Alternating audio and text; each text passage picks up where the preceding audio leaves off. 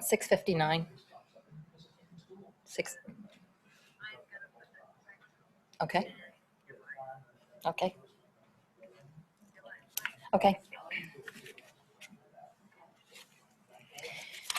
Welcome everyone to the League of Women Voters of Greenwich candidate debate. I am Sandy Waters, president of the Greenwich League. Which no. This event is held under the auspices of the League's Education Fund, a 501c3 tax-exempt, nonprofit, nonpartisan organization. Thanks to all 400 of you for attending virtually tonight. We are grateful to the candidates for sharing with voters their ideas for serving the Greenwich community in the Connecticut State Legislature. We also appreciate their support for our nonpartisan role and their willingness to participate under the League's guidelines. Civil discussion about what best serves the public interest is the responsibility of all citizens and is the bedrock mission of the League of Women Voters. Deciding who will best deliver results on that interest is equally important. We hope this forum will inform your decision-making. Voters may read further about the candidates on the League's website at www.lwvgreenwich.org under the voting tab. By entering a home address, voters may use the Vote 411 digital guide to learn and to compare candidates on their local ballot from the presidency to the Greenwich Registrars of Voters and all offices in between. They can read candidates' bios as well as responses to specific League questions. Voters can confirm their polling location there as well, and this digital guide is a first for us in Greenwich. Voters may also download a PDF of the League's Voters Guide for sharing, reading more leisurely, or for taking into the polling booth with them. This year's debate has been made especially complex due to the circumstances of the COVID pandemic. The League thanks First Selectman Fred Camillo for allowing us to use the Town Hall meeting room space, even though Town Hall itself is closed. We have agreed to follow the town's social distancing and masking requirements. Thanks as well to Kay Maxwell for moderating. Kay is a past president of the Connecticut and National Leagues. Her job is to ensure that both candidates, all candidates, have a fair and relatively equal opportunity to speak. To Nancy Duffy and Becky Gillen, League board members of different political perspectives, for reviewing, organizing, and prioritizing questions submitted by the public. They retained questions that all candidates could answer. Duplicates were removed to enable us to cover more material. To the volunteer League timers who will keep track of each candidate's speaking time. To the League's Aya DeSimone, as well as Craig Jones and GCTV for managing the technological challenges of ensuring that 400 plus attendees could see and hear 8 candidates and numerous volunteers. To Marla Laney, Kath Bergwager, and Aya DeSimone for the creation and posting of our voters guide, but most of all, a heartfelt thanks to Joanne Stavru and Becky Gillen, who sweat bullets over a myriad of details that are invisible tonight, but that make a big difference to the operation of the event. Finally, thanks to each of you for your patience if the technology demands it. There will be a virtual debate for the Congressional District 4 seat on Sunday, October 18th. Details are available on the League's website. Voting is a civic duty. I don't have to tell any of you to vote yourselves between now and November 3rd. Hopefully, you have also persuaded your adult children, your neighbors, and your friends, no matter what their political views, that democracy functions best when we all participate. And I'm going to turn it over to Kay Maxwell, who will be the moderator. Thank you very much, Sandy. No applause necessary. Thank you very much. Welcome to everyone. Thank you for joining us, whether it's via Channel 79, YouTube at Greenwich Community Television, or on a device of your choosing. It's also being recorded and will be available at LWVGreenwich.org in a few days. Our purpose this evening, as it is with any candidate debate, is to provide you with an opportunity to hear the candidates' views on the issues facing Greenwich and the state. The format we're using for tonight's debate is designed to allow the candidates time to discuss the issues. The only rule is that the total time be used by each candidate by the conclusion of the debate be approximately the same. I will be posing the questions, which have come from a variety of sources, as Sandy explained. The candidates are not restricted to 1 or 2 minute responses. Instead, they can take as little or as much time as they feel is appropriate to discuss each issue. Our goal is to encourage debate, even though it's within a limited time frame. The candidates will take turns being the first to respond to a question, and following the question period, they will each make a 2-minute closing statement. Members of the league are serving as timers, and they're going to keep the candidates and me informed of the time expended. And if a serious imbalance in time should occur, I will see that it's corrected. This first debate will last approximately 45 minutes and is between the candidates for the state Senate in District 36, Democrat Alex Kasser and Republican Ryan Fazio. To my immediate left is Alex Kasser, the Democratic candidate, and to her left, Ryan Fazio, the Republican candidate.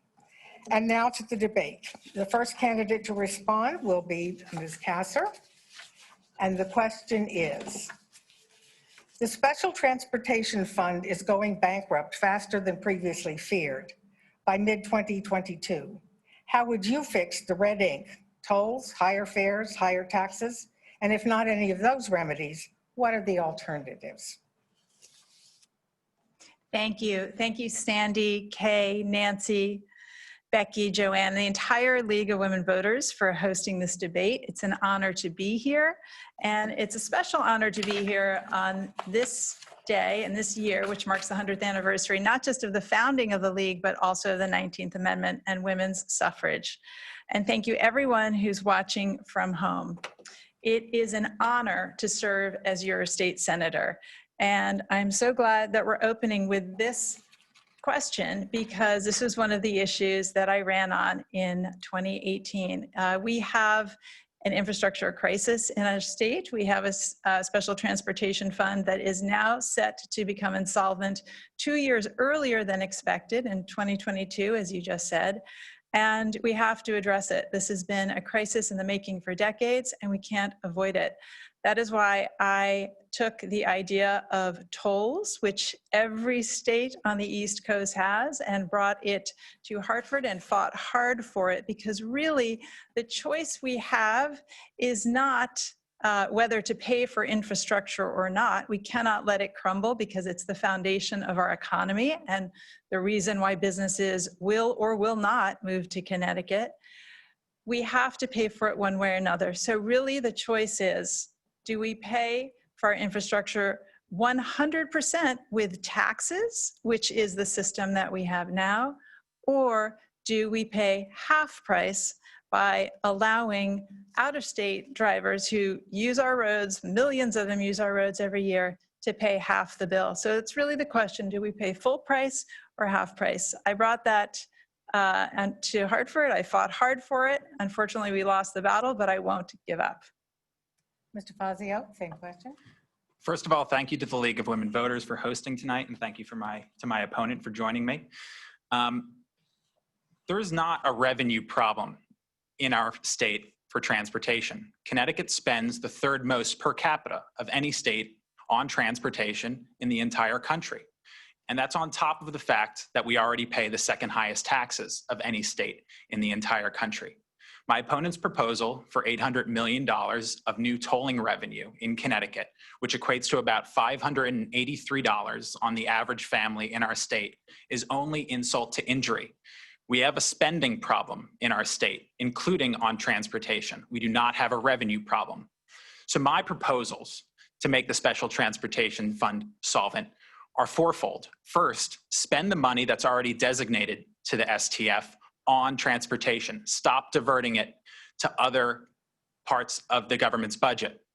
We've already rated the Special Transportation Fund $1 billion over the last 20 years. Second, we need to change the rules around construction in our state.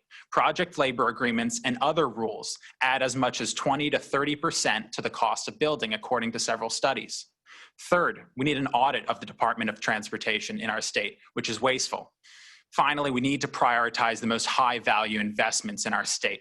That means 95 Metro North, which is getting slower, and the Merritt Parkway. It means no more upstate boondoggles like the New Britain Busway and the Hartford train line to Springfield, Massachusetts, which is a waste of taxpayer money. We can do this without new taxes or fees. Anything to add? Yes, I do. Thank you. We have both a revenue and a spending problem, which is why tolls was not my entire solution. The entire solution to our infrastructure problem is also to have an infrastructure bank. And that is an idea, a proven solution that works in many states, including Florida.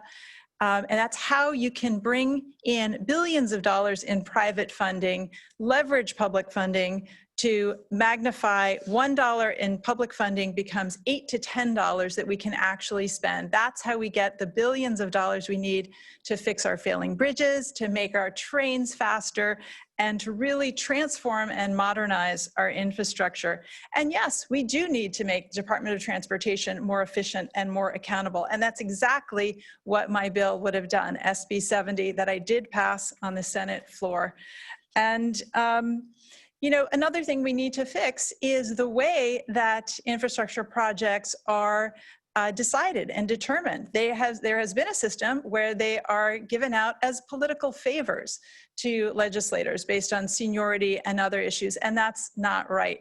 We should be doing infrastructure projects based on the economic impact that it will have for the entire state. So taking a holistic view, having an infrastructure bank to multiply public funds with private financing, that's public-private partnerships, that's what it is, and also having a consistent revenue stream with tolls. I'll just add quickly that the average person in Connecticut is paying about $1,000 for infrastructure in Connecticut, compared to the average person across the country, less than $500. There is no revenue problem for infrastructure in this state. So adding taxes and fees to families that are already hurting is just not the right thing to do. And the tolling bill that was advanced in the beginning of last year itself was tried to be passed with political favors themselves, including a new train station, a duplicative train station in Bridgeport to the Bridgeport delegation, and exemptions for the Danbury delegation, and so on and so forth. So the games are still being played. The public trust is broken. We can't tolerate any new taxes or fees on the working people in this state. You ready for the next question? May I just have You may. one last rebuttal? Thank you. Hey, look, it's very easy to say no to new ideas. It's very easy to say no to everything. What's a lot harder is to actually come up with solutions that work. And in fact, our tolls bill was decimated because of Republican opposition, fierce opposition every step of the way. And every time we asked, well, what's your solution? How do you want to fund this? They didn't have a solution until the very last moment. Actually, in February of this year, they said, well, let's drain the rainy day fund. Let's drain our state savings account. If we had done that, if Republicans had been in charge this year and drained the rainy day fund, this state would not have been able to withstand COVID. That rainy day fund is what saved us and is what is putting us on a course of economic recovery. Just briefly, I'm not saying no. I gave a 4-point plan for how to spend our tax dollars more efficiently. Second, the rainy day fund was built by the Republican budget in 2017 due to the volatility cap that was passed. And third, Republican support had nothing to do with the failures of my opponent's transportation efforts. The Democrats have 60% majorities in both houses of the state legislature, and they have the governorship. This failed because moderate Democrats wouldn't go along, because the people in this state rose up, because there was a grassroots effort against imposing tolls, because people understand that they're taxed enough already in this state. All right, next question. Mr. Fazio, you're first to respond. 2/3 of Connecticut gun homicides occur in our 3 largest cities, and the victims are disproportionately people of color. If elected, what measures would you push for to reduce community gun violence? And are you in favor of increased funding for community-based gun violence prevention programs? This is a very important question, and this is a civil rights issue. Public safety and protecting the most vulnerable is a fundamental responsibility of our government. That's why I'm opposed to the new radical policing bill that was passed in July by our state government just 2 weeks after it was introduced, with only one public hearing over Zoom, that's already leading to a spike in gun violence in our cities. In New Haven this year, the amount of homicides have more than doubled. That's the closest city in Connecticut with ongoing comp stats.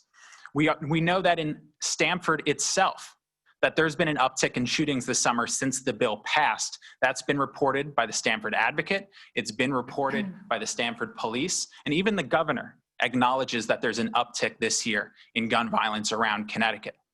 We have pretty strict laws in this state about guns, but now, due to this bill and due to the backlash against proactive policing, we won't be able to enforce those rules in order to keep guns out of the hands of criminals, repeat offenders, people who are a danger to themselves and others. We need good proactive policing policies in order to keep our most vulnerable populations safe.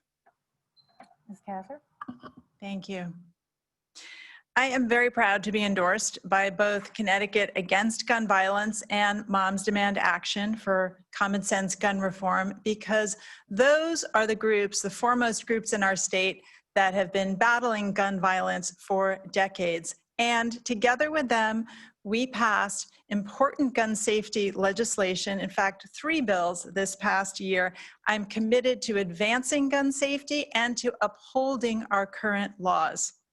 We actually don't know where my opponent stands because he's never answered these questions from the questionnaires of CAGV and Moms Demand, which require a commitment to upholding our gun safety laws, and also a commitment to investing in community programs which have proven to be very successful in reducing gun violence.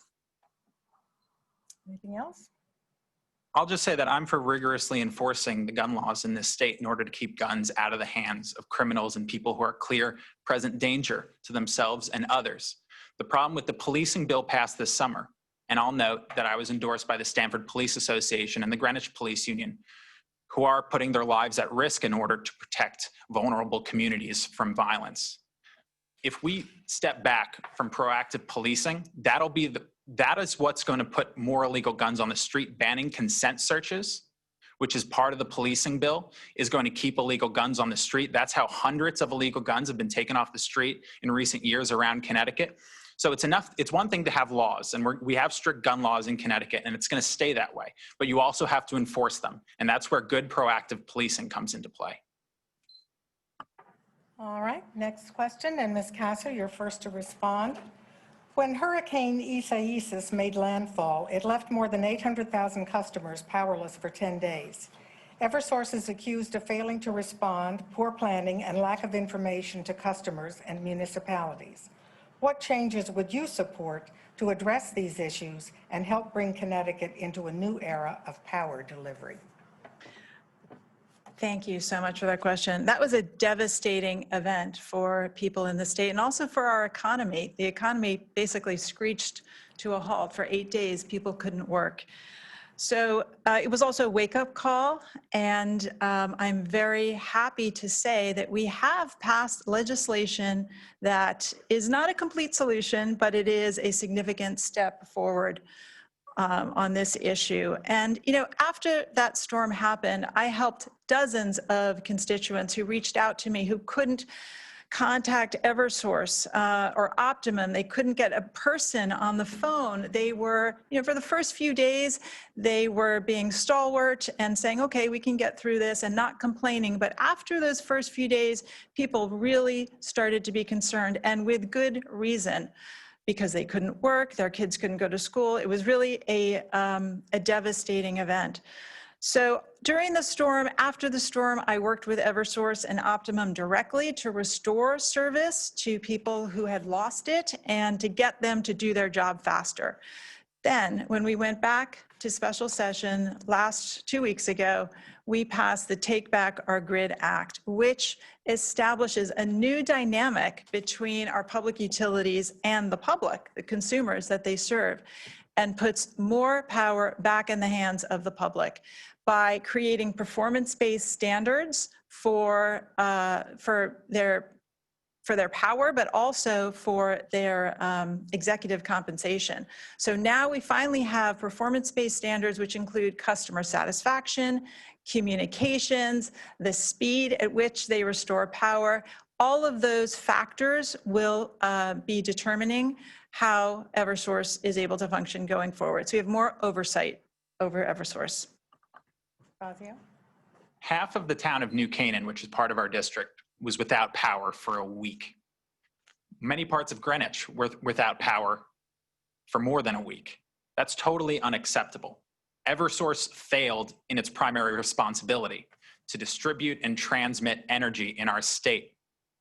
But it's also the failure of our state government, which has had complete legislative and regulatory oversight of Eversource for many, many years and allowed the electricity grid to degrade to the point that we're the only state in the Northeast that had problems of this magnitude. My solutions call for three different things that will both reduce the price of electricity, which, by the way, in Connecticut is the highest in the continental US, which is a huge regressive tax on families in need in this state, but also increase the reliability of the electricity grid. First, Eversource needs to have its monopoly limited. It must not vertically integrate its monopoly into electricity generation, which gives it perverse incentives and distracts it from its base goal of reliability of transmission and distribution. Second, we need to bring more clean energy that's affordable into the fold, including hydroelectric power and imported nuclear power from Eastern Connecticut and out of state. By the way, that doesn't mean we're building a nuclear plant anywhere in the state of Connecticut. That's not going to happen. Third, no more secret long-term contracts that are negotiated by Eversource, pushed by Pura, behind closed doors. We need an open, competitive process for how we're signing on electricity contracts in order to reduce cost. And we need to keep Eversource focused on its primary responsibilities. Anything else? Yes, please. I agree. We need more competition. And in fact, Eversource failed miserably in their performance. And by contrast, United Illuminating, which has only about 20% of the customers in this state, was able to restore power to their customers 3 times faster. So bigger is not better. And we should not have a monopoly for our power, for our public utilities. So I agree, we need more competition and in all aspects. Now, I will just say that nuclear and hydropower are not the answer. Both of those are incredibly devastating to the environment and also to human health. We need more wind power, solar power, and other types of renewable energy that are not damaging to the environment or to human health. And in fact, we passed in 2019, we passed a major wind power bill in Connecticut. So we're going to see this coming on the horizon and moving us towards a clean energy future that I'm very proud to support. I'm glad you referenced that bill, Senator. That bill was HB 7156, which included a new offshore wind plant that Eversource is actually a party to. It's a 50% equity holder. And so now it's actually generating the electricity that it's also going to be selling to customers around Connecticut. But that bill includes wholesale electricity prices that are 9.8, 9.9 cents a kilowatt hour compared to the regional price of electricity, which is about 3 cents per kilowatt hour. So my opponent and many members of her own party, and actually some members of the Republican Party in Hartford, but not all of them, voted to actually triple new electricity costs that will come online in future years. So if you think your electricity bill is high now, just wait until this new project comes online. All right, ready for the next question? I just had one last point. Yes. We do need to do everything we can to reduce prices for consumers and to make sure that our power grid is resilient. It's absolutely critical to our economy and to the quality of people's lives. I will just note that in the Connecticut State Senate, there are 36 members, 3 of whom are employees of Eversource. They're all Republican senators, and I believe that is a conflict of interest. They all voted on the bill and they should have recused themselves. All right, next question. Mr. Fazio, you're first. Which Connecticut state government departments, agencies, or programs, if any, would you eliminate? And what is the annual savings you estimate the state would achieve from such actions? So there are several programs in our state government that should be divested or downsized in order to save taxpayer money.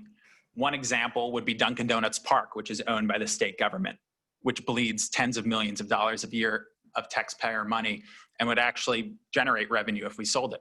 The XL Center, which bleeds tens of millions of dollars in Hartford. It's a sports arena and concert center. We should divest of that. There are different programs, social programs, that could be where the resources could be shifted to some of our great nonprofits around this state, in this community, who would do a great job at providing very important basic social services at a lower cost than the state government. And there are other programs as well. There are savings to be had, but we need to focus on the cost. We need to focus on spending if we're to alleviate our budgetary problems. Ms. Kasser? I can't say that there is a specific department or program that we should cut. What we need to do is look for efficiencies in all departments and all programs. And one of the best ways that we could do that is to revamp the public pension system. And that's why I propose and I fought for and introduced legislation to create a shared risk program for public pensions that would reduce our overall costs and ensure full payment of pensions going forward. Anything else? All right. And Ms. Kasser, you're first to respond. How can the state ensure that all the protections currently embedded in the Affordable Care Act do not disappear for Connecticut residents should the Supreme Court dismantle the Affordable Care Act? Thank you for asking this question, because this is a real and present danger. On November 10th, the Supreme Court is likely to decide that people with pre-existing conditions will no longer be eligible for health insurance coverage. And that will be devastating to at least 100 million Americans. And it will drive up premiums and prescription drug costs for everybody else. What we have done in Connecticut is we passed a law. It was actually before I arrived, but it codified 10 essential healthcare benefits. And this is an example of what we can do at the state level to be a firewall to protect our rights when they are being stripped away at the federal level. I am very committed to achieving affordable, quality healthcare for every person in this state. That's why I supported the public option bill this year. That's why I introduced a public option bill for small businesses, employers, employees, and people under 30 in 2019. And I will continue to fight for that. And I would just like to note that my opponent has written an article in the Federalist that says you do not have a basic right to health care. And in fact, he has also said that the Affordable Care Act should be eviscerated. If you're a single mom in Connecticut making $70,000 a year, about the median income, you have one kid, and you try to buy health insurance on the individual market, it'll cost you $17,000 per year out of pocket in premiums and in deductibles before your insurance kicks in. The federal system and the state system, which have been controlled by Democrats for many years, has totally failed the middle class. It's totally failed the working class in our state as it pertains to healthcare. Now, pre-existing conditions are protected in law by the federal government. They're protected in law by the state government, and that will always be the case. The problem that we have, which makes it difficult for people to access healthcare in our country and in our state in particular, is clearly the cost. That's the access problem. There are ways in which we can increase access and create healthcare jobs in particular in our state by changing regulations which restrict the actual production of healthcare, the amount of beds that hospitals or doctors can add. They're required to go to the government for a permission slip before they do that. That'll increase the amount of healthcare, that'll reduce costs, that'll increase healthcare jobs in our state. And so we need to actually focus on the supply side, the healthcare side, rather than just the insurance side. Protections for pre-existing conditions are going to remain in law in the state government and in the federal government. The question is how we increase access by reducing cost and increasing choice in healthcare. That is false. Pre-existing conditions will not be protected, and everybody can read that in the papers today. It doesn't matter if the president writes an executive order. The Supreme Court will rule the law of the land. And when they decide on November 10th that the ACA does not require insurers to cover those with pre-existing conditions, that right will be gone. The ACA will be eviscerated. Your dream will come true, apparently. But that leaves hundreds of millions of Americans in a desperate situation where healthcare will be unaffordable, inaccessible, and people will be in dire straits. And that is something that is terrifying, it's wrong, it's inhumane. I will be fighting against that. I will be fighting to ensure that at least at the state level, where we do have some authority, we can defend against that. And I will just, again, point to this article that he wrote in the Federalist, where he says that healthcare is a right that only socialists allege exists, and that it is not a basic human right. First of all, that's not what the article says. The article says that you have the right to access healthcare and that people have the right to produce healthcare. And by doing that, we can increase the accessibility and the production of healthcare and healthcare technologies that have enabled people to live longer lives in present day and age. But none of this is addressing the underlying problem, that it costs $17,000 out of pocket to be insured for a private individual, a single mom, making $70,000 a year in Connecticut at present, under the Affordable Care Act, under the regulations and laws passed by a Democratic state government. We need to increase the supply and production of healthcare to reduce costs. We need to give people more choice in their health insurance, and we will protect pre-existing conditions. There is unanimous support for that in the General Assembly and in Congress, irrespective of what happens in the courts. Anything else? All right. Next question, Mr. Fazio, you're first. This has been touched on briefly, but what specific ideas do you have to solve the pension debt crisis in the state? A couple of weeks ago, I wrote an op-ed, and I've written several, about what our plan should be in order to alleviate the biggest millstone around the necks of the middle class in our state, which is the state budget crisis and the unfunded pension liability. In total, it's in excess of $100 billion, which divides out to about $90,000 for the average family. Most people can't afford that, and it's the reason that your taxes keep going up year after year in this state. We don't just need a financial solution, we need a legal solution in order to approach the courts and the political process. 40 states in the past 10 years have reformed their existing pension program in order to make it solvent or affordable. Connecticut was not among them. But the doctrine has been upheld at the Supreme Court that state legislatures themselves can make alterations on the margin in order to make their states solvent.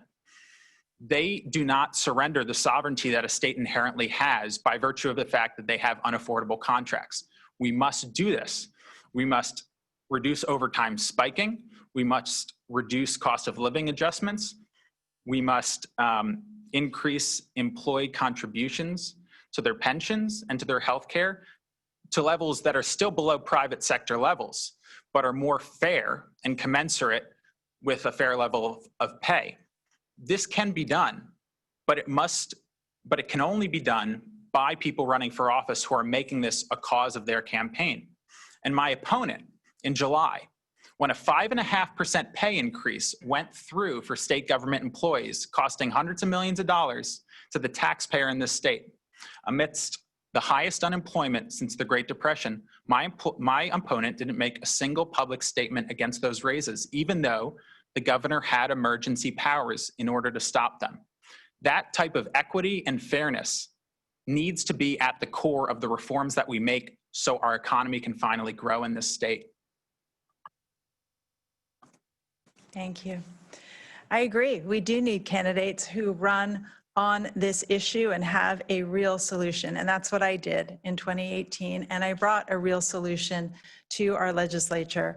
It's called the Shared Risk Plan. I published an article in Bloomberg about it, describing it. It is a proven solution. It's what Governor Gina Raimondo did in Rhode Island to fix their pension debt. It is not draconian. It actually creates a system in which both employer and employee share the risk of market volatility. I also introduced an amendment to the Constitution, our state Constitution, that would require full funding of pensions going forward so that this crisis that we have could not be repeated, because it only came about because of 40 years of kicking the can down the road by Republicans, Democrats, by everybody. We can't let that happen again. We need to reform the system and make sure the problem doesn't repeat. I'd like to address what my opponent said about state employee contracts. In July, it is true, an increase did go into effect. That contract had been negotiated years ago, not by me. I did say something within our caucus. I did speak out and said, this is not a time for anyone's wages to go up. We should do something to create a freeze on state employee wages. What I have been able to do, how I have been able to use my vote in the legislature, is anytime a state employee contract was voted on, I voted against it out of principle, not because they don't deserve increases. This is for police officers and Department of Child and Family Services workers. They all deserve a pay increase. But on principle, I voted against those because we hadn't yet addressed our revenue problem. We hadn't created new sources of revenue, and our state was still in a state of fiscal instability. So I voted against all of those contracts. My opponent actually didn't vote against all of those contracts. She voted against most of those contracts, but she voted for 2 of those contracts. That's the record. Her record isn't horrible on this issue, but it's not good, and it's certainly not good enough to make the state solvent. Additionally, her role in the Democratic Party gives her a platform, and calling out as unfair those 5.5% pay increases that went into effect on July 1st, doing so publicly would have made news. It would have raised eyebrows. There's no evidence that she did it in the caucus, but even if she did it in the caucus, once they said nothing about it, even though the governor had the ability to make alterations on the margin under his emergency powers, she should have come out in public and said this is the wrong thing to do. Democratic governors around the country suspended those raises for the benefit of the middle class, for the benefit of taxpayers under their emergency powers, including in New York and Pennsylvania and Virginia. We should have done that here. And leadership and speaking out on the issue for the months ahead of the point that the raises went through would have been the right thing to do. I have stood up to my party leaders many times. In fact, unprecedented how often I have stood up publicly to my party leaders and pushed back on ideas that they introduced, and even on ideas that the governor introduced, like regionalizing schools, which would take away local control from boards of ed. But I also work very well with my caucus, and they do listen to me. And Ryan's right. I do have a platform to make real change, because as the first Democrat to represent this district in 90 years, we finally have a seat at the table with the majority party. Just one point. My opponent says she's stood up to her party a lot. but she voted with her party 96% of the time in the state Senate. That's a campaign talking point. It's not the reality. I don't even agree with myself 96% of the time. I don't understand how anyone could agree with their own party 96% of the time. Those are the facts, and they're inescapable. Ryan, what you should know before you make that statement is that 90% of the time, the bills we vote on are unanimous, and 95% of the time, they are bipartisan. So in fact, I only vote with my party 1% extra of the time. So I have taken many positions contrary to the party. I've also taken many positions with the party. I don't vote based on party. I vote based on policies and principles. That only constitutes 14 votes total that you voted against your own party. You missed more votes than you cast against your own party. You missed 19 votes and you cast 14 votes against your own party. Again, that's the record. Next question. Ms. Kasser, you're the first to respond. Our state has allowed absentee ballots for all voters this year in light of the current pandemic.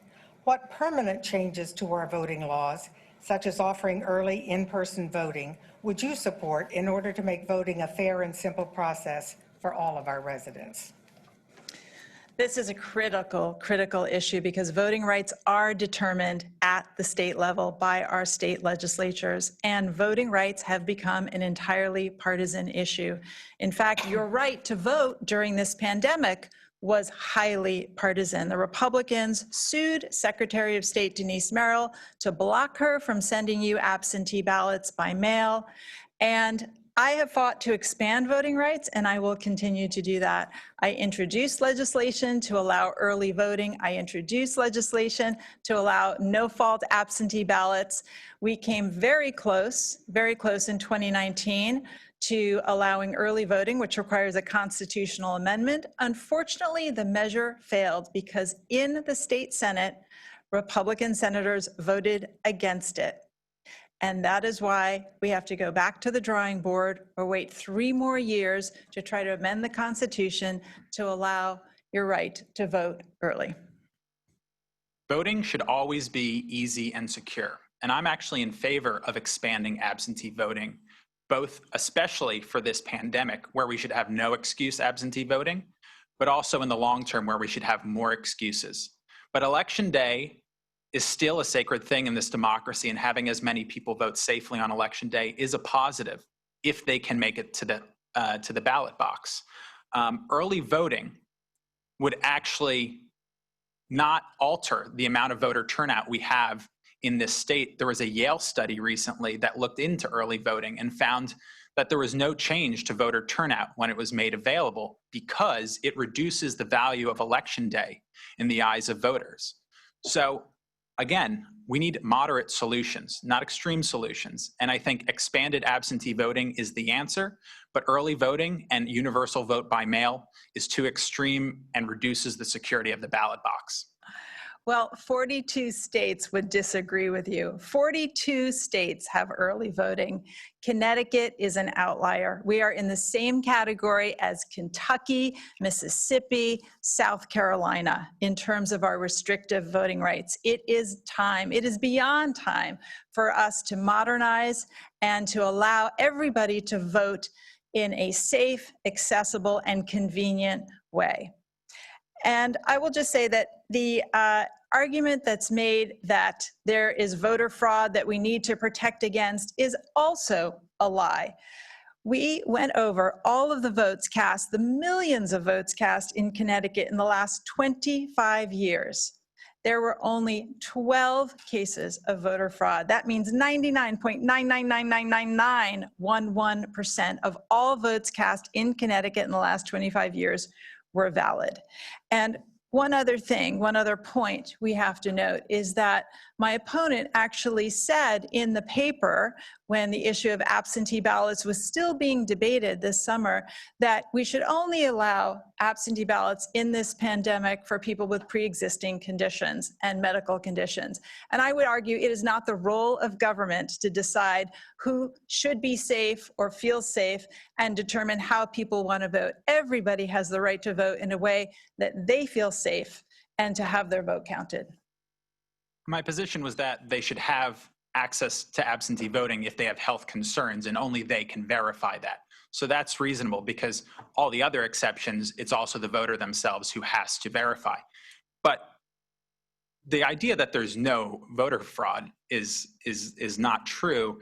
Just last year, the chairman of the Stamford, Connecticut Democratic Party was arrested and charged with 14 counts of forging absentee ballots. Just last year, the Democratic mayor of Bridgeport won his primary over a woman named Senator Moore because he clearly was cheating on absentee ballots.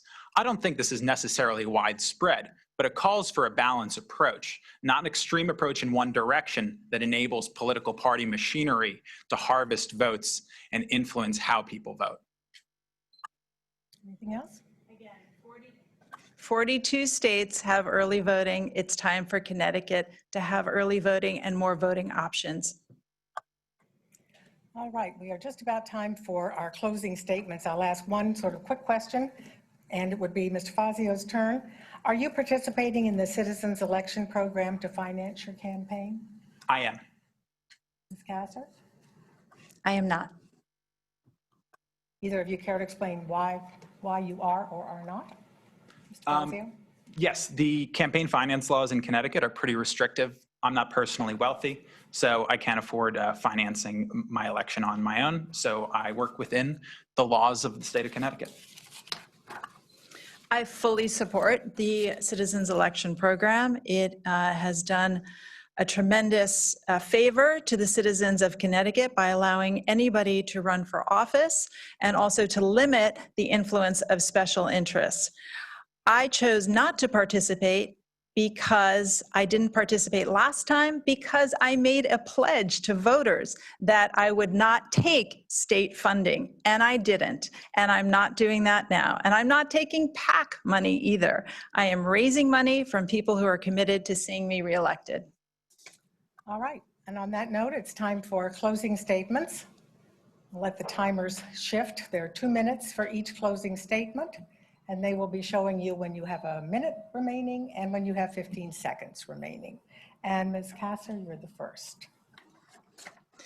Serving as your state senator is a tremendous honor. From the first day I held office, I've been fighting for you and for our state to succeed. I've done exactly what I said I would do. I've worked across the aisle, I've held both parties accountable, and I've led with real solutions and a positive vision. I fought for economic progress by introducing bold legislation to lower pension debt, modernize transportation, expand green energy, lower taxes, and help small businesses. Some of these ideas became law, others did not. But real change takes persistence, and I am persistent. The fact is that right now, Connecticut is on a good path, and if we stay safe and focused, we'll emerge from this pandemic better than before. But we can't let disinformation distract us. The idea that Democrats destroyed the state is a myth. The idea that Republicans can save us is also a myth, because political parties don't save us. Only our principles do. And even though Connecticut is on a good path, all the progress we've made is at risk. Our laws that protect public health, gun safety, the environment, education, the right to marry, and even the right to vote can be taken away.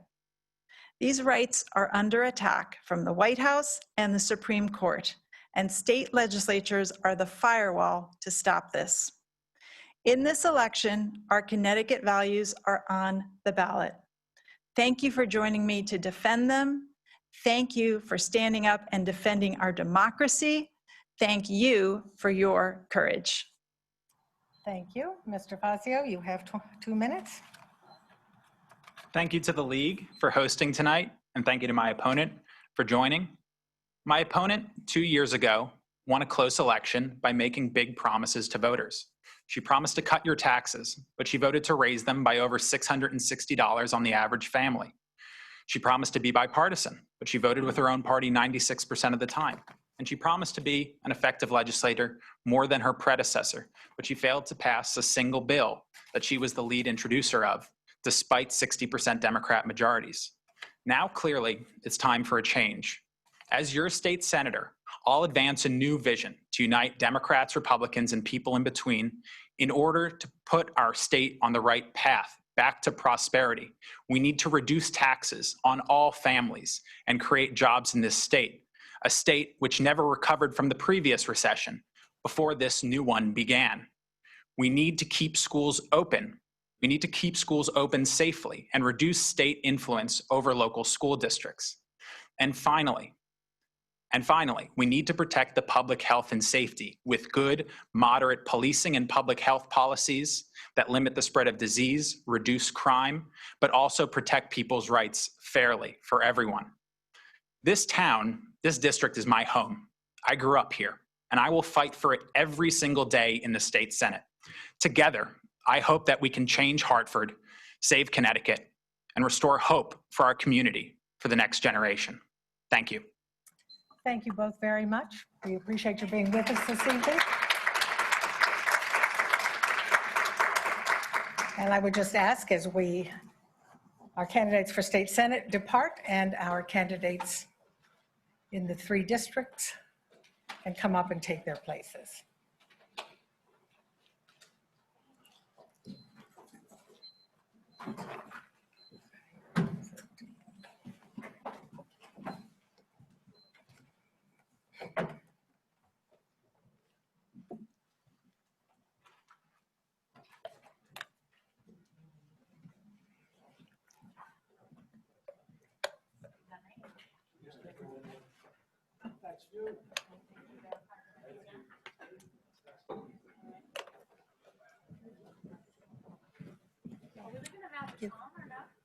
Pardon?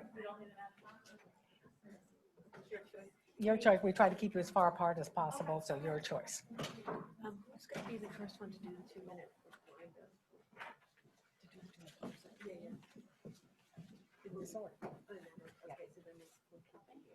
Yeah.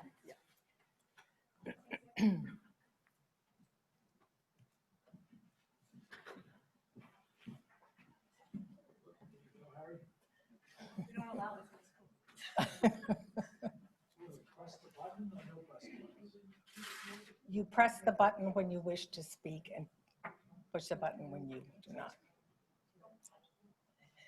No, he changed it. All right, is everyone ready? Timers ready?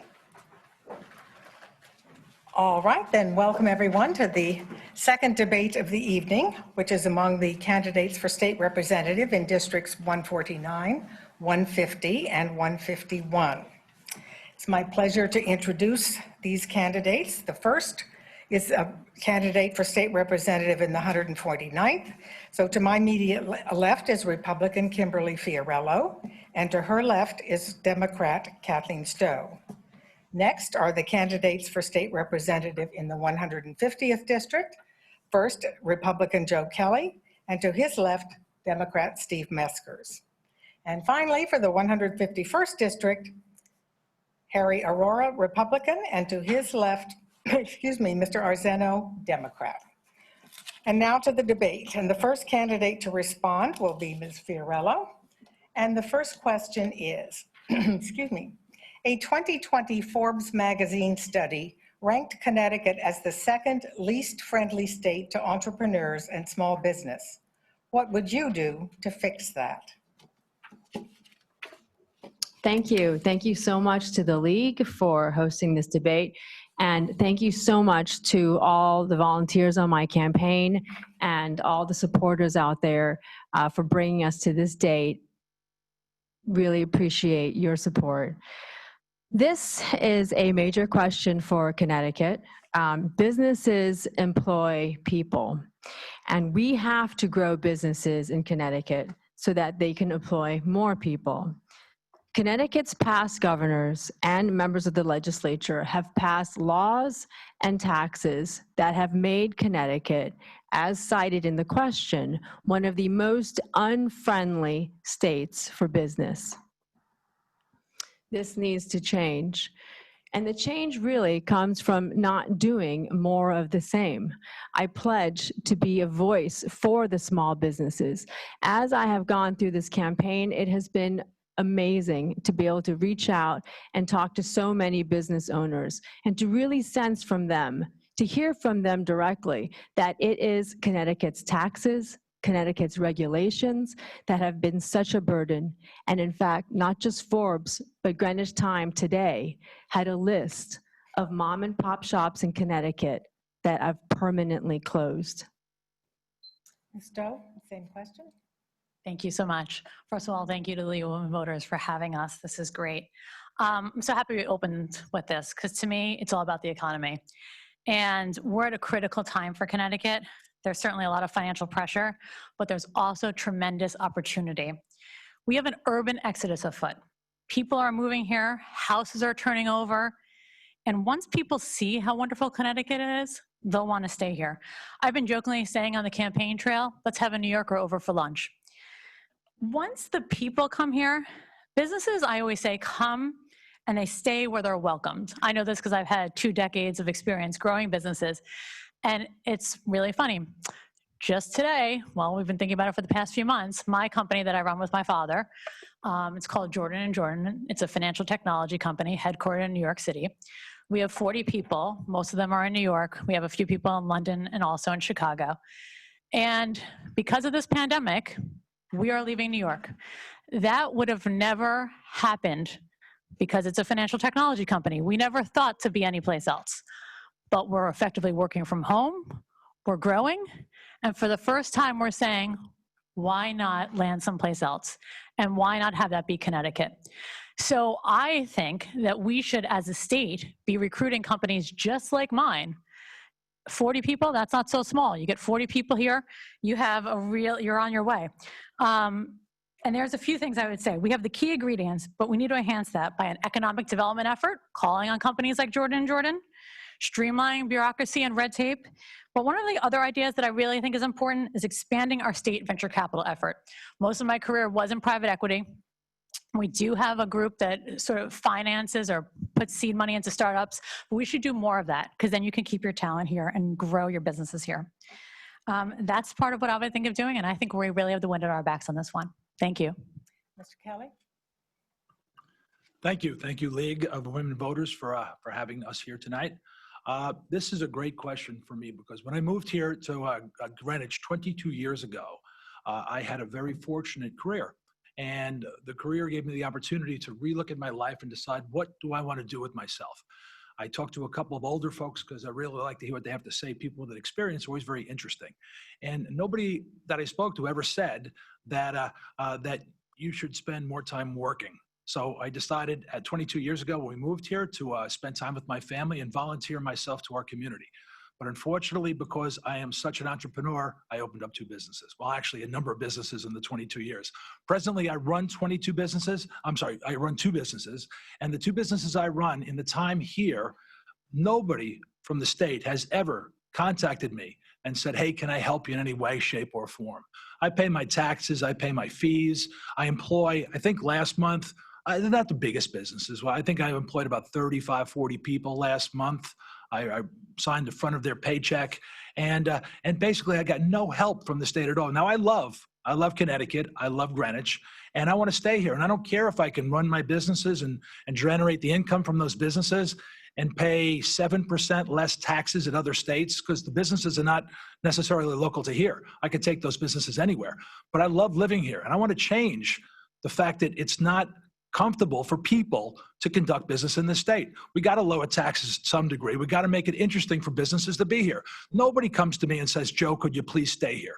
We have to reach out to our business community and say, stay here. Somebody should call us and say, you should stay here because it's a good place to stay and this is why you should be here. Not only that, we should reach out to other communities. New York City's upside down right now. There's huge amounts of businesses in New York City in itself. We should reach out to New York City and say, hey, move to Greenwich. We're a law and order state. certainly in Greenwich, we're a law and order city. You should come here, set up your businesses here. We could give you opportunities to make it worth your while to be here. This is what we need to do at the state level, and this is what I would like to advocate for. Thank you. Thank you. Mr. Meskers? My highest priority going forward is the creation, the attracting and retaining a business to the state of Connecticut. The current fiscal situation of the state is more robust than people would have you believe. In the last 4 years, we've attracted over $3.1 billion into our rainy day fund. That rainy day fund should shepherd and marshal us through the next 2 years of the pandemic. We will have to engage in rationalization of our costs. We'll have to reduce our expenditures. We'll have to consolidate operations to improve the economic position of the state. But right now, we're sitting in an enviable position within the tri-state area. Over the last 10 years, the out-migration from Connecticut has principally been, or the single largest location has been Florida. But the combined following 3 are to higher tax locations. So while taxes are a concern to me, it's economic opportunity that's going to drive this. And I think that requires an investment in infrastructure, an investment in our cities, our failing cities, to attract those people. We're beginning to see that now in both population inflow into the state. And I think we're going to be able to see that going forward because the surrounding tri-state area suffers much more difficult fiscal situation than we're in. So I'm much more optimistic on where we sit today, and I'm looking forward to see the rebound in Connecticut. Mr. Arora? Thank you very much. Thank you to the League for organizing this debate. I'm glad to be here with my respected opponent, Hector. You have held up our 151st tradition of high civility and respect in our campaigns, and I look forward to this vigorous debate. Now, to the question at hand here, I don't think anybody doubts that we have driven away businesses. Yes, there are some coming in, but on a net basis, we have lost businesses. On a net basis, we have replaced high-paying jobs with low-paying jobs. Our governor's report says that. Everybody admits to it. Let's not really get ahead of ourselves that that's not the case. Now, how do we change it around? Remove onerous business regulation. If anybody who has dealt with the state agencies knows exactly what I'm saying. There's a million laws out there, and I get calls every single day. Can you help me with this? Can you explain how this works? What do I do if I have to open a barber shop, and what kind of things do I need? So the regulations are quite onerous. The tax laws, as well as the taxation laws, as well as the additional levies are very onerous, are very burdensome. They drive away businesses. And finally, we have nothing in terms of affordability. Electricity costs, 24 cents, the highest in the nation. It's a living cost, very high. So we are not a competitive state because of the policies we have pursued. And it doesn't have to be this way. It does not. It does not. We can change this by focusing on appropriate regulation, not over-regulation, by making sure that taxes are rationalized and not overtaxed, and by attracting capital. And I think we would definitely do well if we focused on those ideas. Thank you. Mr. Arzeno? Thank you very much, and thank you to the League of Women Voters, to all the volunteers and the viewers for sharing time with us. We are facing an excellent situation right now with over 25,000 people moving into our state. Is an opportunity with a very solid and robust financial situation with a surplus in the last fiscal year. We are attracting families and new companies. We have Amazon. We have to support our manufacturing and distribution business. We have to be sure that all the federal aid and the COVID-19 situation reach our local merchants. Greenwich and Connecticut and Fairfield have an excellent opportunity attracting new business with footholds in our state. We have to take advantage of these opportunities. Any additional comment? Yes, go ahead. So if there's anything that COVID has shown us, it is that these companies, they can actually move anywhere. Workers are able to be productive from anywhere. So we welcome everyone that moves to Connecticut and to Greenwich. But if we want to transform these renters into owners, we have to change how friendly Connecticut is to business and to taxpayers. Jumpstarting Connecticut's economy is a desire that we have had for a long time. And government has tried with fancy programs called First 5 Plus or Small Business Express or Manufacturing Express Acts. We have tried where the government picks winners and losers, where we loan out low interest loans, give out tax credits or grants to businesses. But studies have shown again and again that these kinds of programs where we're loaning out actually doesn't create broad economic growth. Sometimes the best solutions are simple, like simply lowering corporate taxes. That's the kind of mentality that I would like to bring, a principled approach that helps all businesses, especially the businesses that are here. Any other comment? Yes, go ahead. We have awesome human resources. We have an awesome state to work in. If we can stimulate the business by bringing these companies in here, that is the solution to the financial problem in the state. It's not working little plans to do this and move that over there. It's stimulating the economy. And you stimulate the economy by introducing and growing businesses. Bring those businesses in, it'll happen. Any other comments? Yes, go ahead. One of the things I have to say too is that to me, our business, if it was about taxes, Jordan would have moved here a long time ago because we're paying taxes in New York City is a heck of a lot more. But it's about talent. And for the first time ever, one, you're in a work from home environment. In fact, one of our managing directors just moved to San Diego because he always wanted to. And we said, that's fine because you can still work for us effectively. But actually also as people move here, and since we are getting more and more people moving here, that increases our talent pool, and that's pretty exciting. Okay, yes. Mm-hmm. I would just like to respond to the comment my respected opponent made that things are excellent here. Things are not excellent here, Hector. There's so many businesses going out. There's so many small businesses going out of business. You know, look at Greenwich Avenue. You know, yes, there's some businesses coming in. I understand there is an opportunity coming in from New York City, but things are really bad. We are drawn down our rainy day fund. We're going to go into massive deficit very soon. So we need to really buckle up. And yes, a little bit of tailwinds we're getting, let's not get too giddy about it and give it away. We definitely should take advantage of it, but things are difficult right now because of the pandemic. Okay. Absolutely, they are very difficult, and I agree that they are difficult with COVID-19, no doubt about it. But the state is in a very good situation to confront the cost that COVID-19 will have. All right, next question. And Ms. Stowe, you're the first to respond. What are the top 3 road infrastructure improvement needs in our state for the coming 2 years or so? And is there budget availability to fully implement any of these priority projects? Thank you. There's so many things that obviously we need to fix in terms of our infrastructure.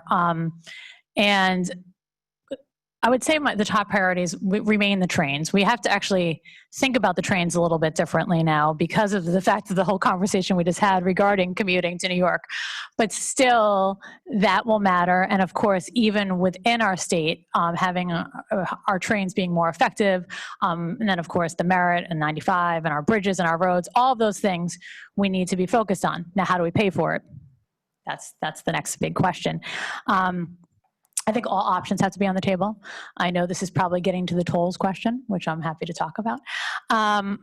And that became such a binary issue, but I think that we need to be talking about, is that something we should be considering again? I know from someone that used to commute to New York City and has family in New Jersey, I've been giving them a lot of my my Easy Pass funds for a while. So it's something I would certainly want to consider. And of course, we actually had tolls in Connecticut all the way through the 80s. So we should put that on the table, but more importantly, I think we should also be talking about potentially private-public partnerships, which we've also talked about as another option in terms of financing our roads. That is something that's worked well in some places and not well in others, so we'd have to really analyze that. Again, I'm taking the private equity perspective here.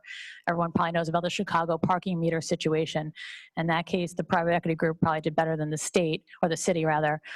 So I think that we have to look at all these options, and it's something I'd want to consider, but I'd want to analyze that very carefully. Mr. Kelly? Well, I think you asked about road projects, is that correct? Yes. Okay, now road projects, unfortunately, I could only answer the roads I use, and that's 95 and Merritt as far as the state roads.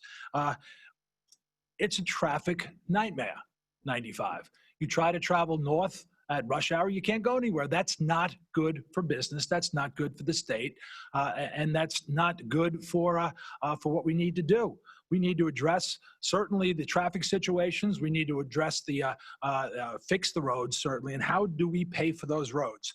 Now, tolls are something that's an added tax that we don't want to add to our citizens. Tolls are something that would cost somebody, an average person traveling from just a short couple of exits who happen to cross a toll, if they happen to need to do that multiple times, that could be an added burden on them specifically.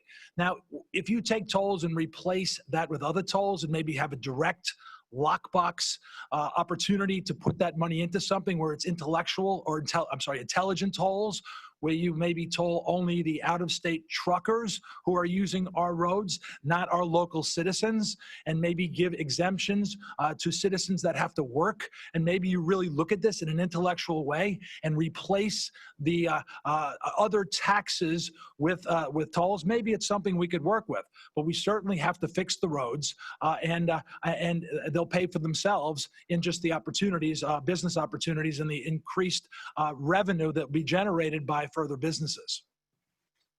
Mr. Meskers? If you look at the problems we face in this state in infrastructure, it's an old infrastructure. The investment dates back 100 years. If you look at the method of payment, it's a transfer of taxes from the residents of Connecticut to the state infrastructure. You have to ask yourself whether we're using the appropriate model. When 40% of the traffic is out of state and approximately 25% is truckers.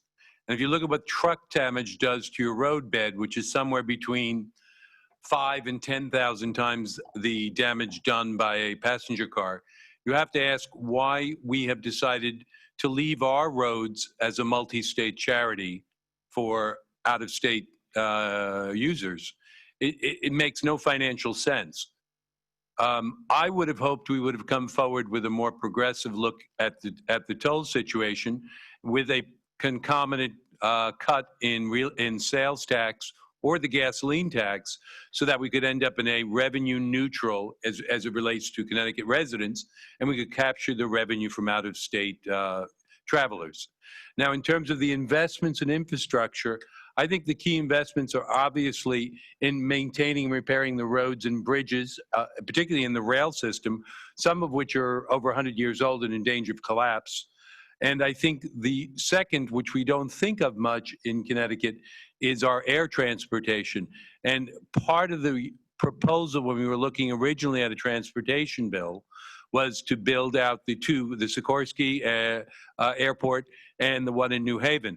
And we could build a regional hub to attract some of the companies such as Amazon to the state. I think you have to look at where the opportunity and need is in terms of the infrastructure.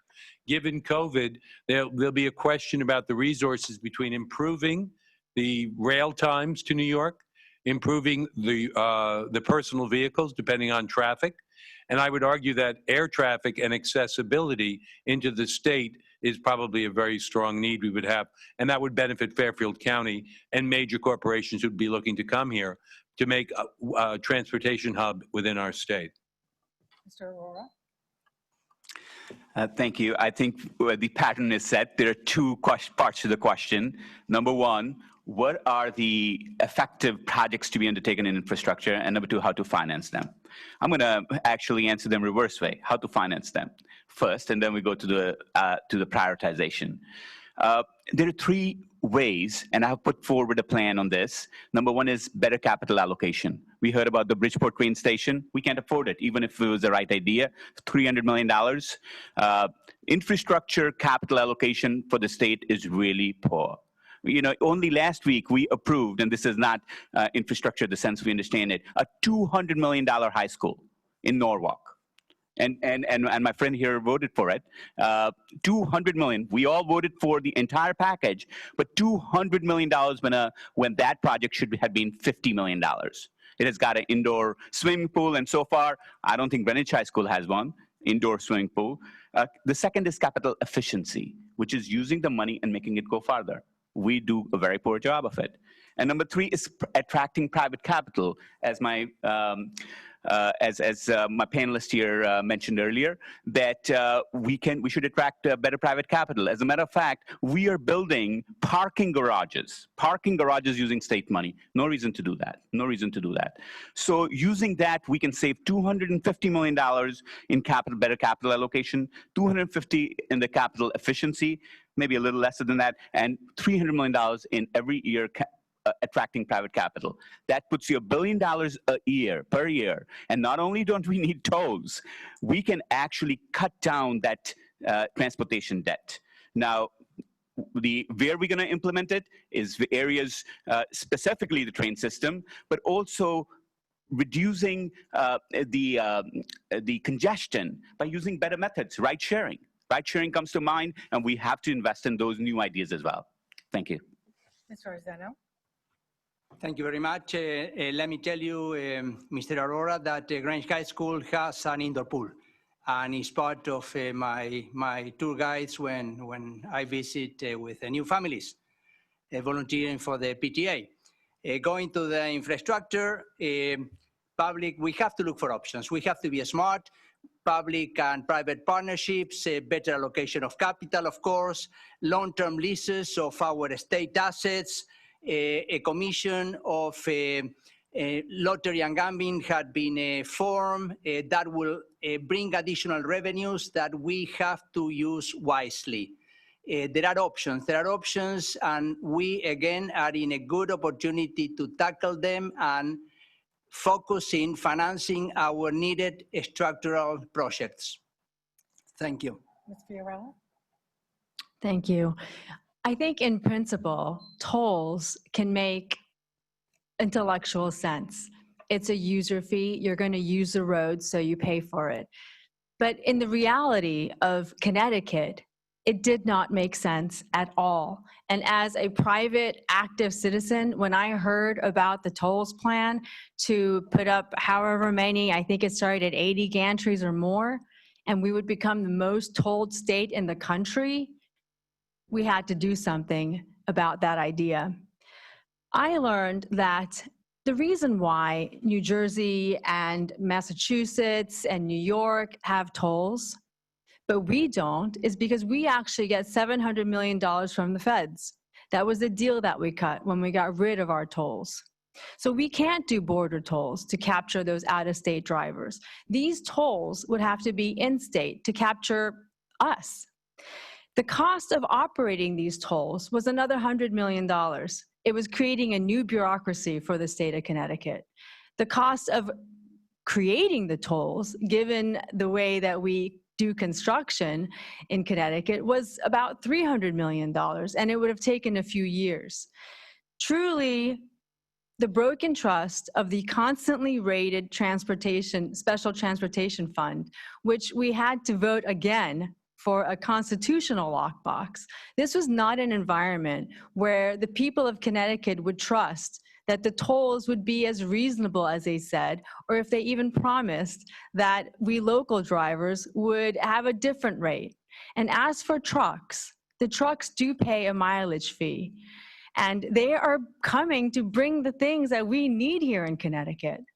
On tolls, I helped to mobilize my fellow Greenwich residents to get up to Hartford to testify against this. We as citizens, this is a government that serves us, and we should exercise our voice more. So I would be very clearly against tolls coming back in the new session. Thank you. Any other comments on that question? Yeah, the question of infrastructure is a question of funding. And when I think about that, I think about Greenwich and I think about Fairfield County. And I think about the tax burden to our residents of Fairfield County. So when you want infrastructure, someone has to pay for it.